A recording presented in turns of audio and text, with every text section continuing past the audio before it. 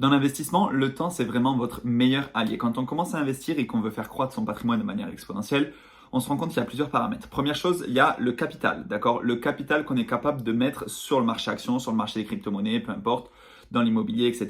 Ça, tout simplement, c'est lié à votre salaire, à votre capacité d'épargne, tout simplement, ou à l'argent que vous êtes capable de placer. Donc, le capital, si on peut l'augmenter, c'est intéressant. Essayer de gagner plus pour essayer d'épargner un peu plus, etc. C'est intéressant, mais si on ne peut pas jouer là-dessus, on va devoir jouer sur les autres tableaux. Ensuite, on a le rendement. Le rendement, c'est toujours lié avec le risque. En fait, plus on prend de risques, plus on peut espérer avoir un rendement qui est intéressant. Par exemple, sur le marché action, le risque, il est pas trop important et le rendement, il est ce qu'il est, tu vois, entre 8 et 10% par an en moyenne sur le S&P 500. Si on prend le marché des crypto-monnaies, par exemple, le risque est quand même beaucoup plus important, mais du coup, le rendement peut être pareil, il peut être beaucoup plus important aussi. Après, à l'intérieur d'une même classe d'actifs, on peut avoir différents niveaux de risque-rendement. Dans le marché des cryptos, si on investit sur le Bitcoin, sur l'Ether, c'est ce qu'il y a de moins risqué, on va dire. Et si on va chercher des plus petites capitalisations, ce sera beaucoup plus risqué, mais là, on pourra faire des multiples complètement hallucinants. En fait, sur le marché des cryptos, ça peut arriver qu'on fasse des fois 5, des fois 10, des fois 15. C'est possible, mais c'est aussi possible de faire un moins de 99%.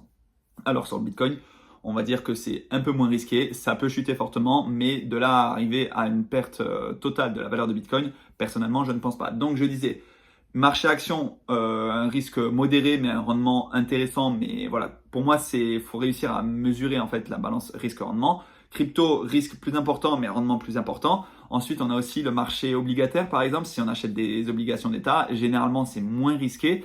Mais parce que théoriquement, un État ne peut pas faire faillite si on investit sur des obligations de l'État américain, etc.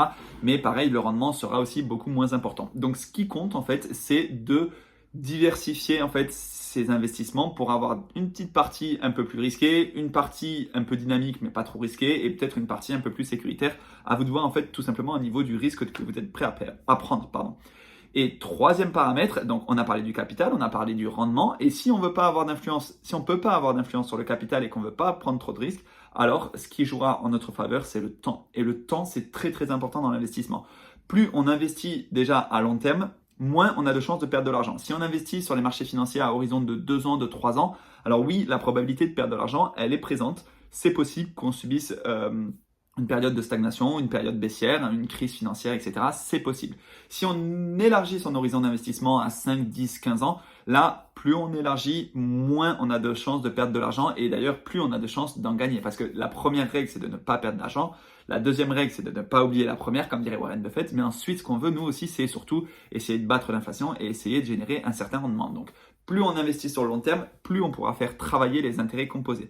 Pour les gens qui ne savent pas, les intérêts composés, en fait, c'est un petit peu comme l'effet boule de neige. C'est-à-dire, vous voyez une boule de neige en haut de la montagne qui va être petite, et à force de rouler, elle va s'imprégner de la neige qui est autour et elle va devenir de plus en plus grosse, et ça de manière exponentielle. En gros, il y a une différence entre une augmentation linéaire et une augmentation exponentielle. C'est-à-dire qu'au bout d'un moment, la boule de neige, elle va être tellement grosse qu'à chaque fois qu'elle va rouler, elle va encaisser beaucoup d'intérêts.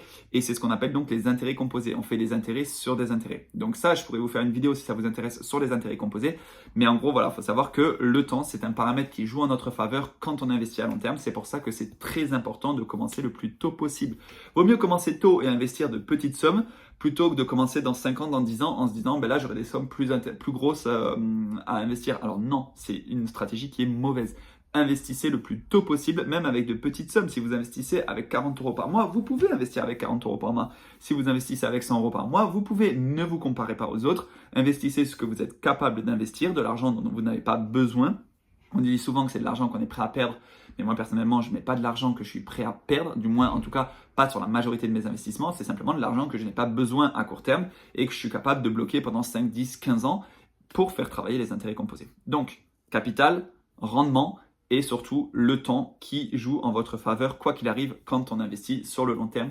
Effectivement, si on choisit les bons placements, mais ça, normalement, si vous regardez les vidéos, vous êtes assez au courant qu'il y a des manières de faire très simples et assez peu risquées en investissant notamment sur des ETF. Ce sont des paniers d'actions qui vont vous permettre de ne pas choisir des mauvaises actions, mais de sélectionner tout simplement les 500 plus grosses entreprises américaines, si on prend le l'ETF du S&P 500 par exemple.